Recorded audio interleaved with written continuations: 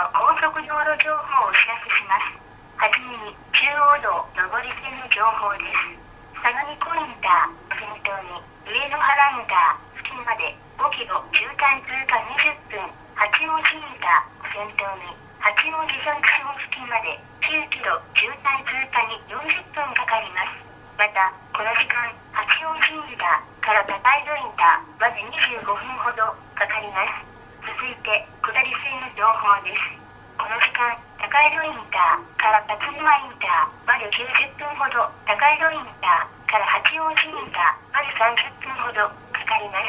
す。続いて、圏央道内回りの情報です。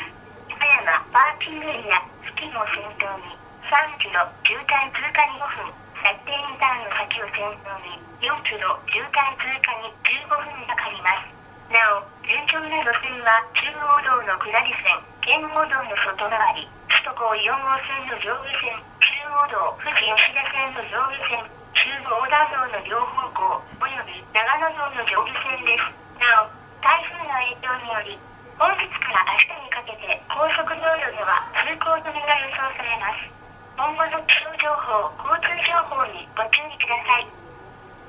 なお、関越道、上信越道の詳細情報はハイウェイテレフォンと口座は電話番号04-2946-1620で案内しています。以上、ネクスコ中日本八王子ハイウェイテレフォンよりお知らせしました。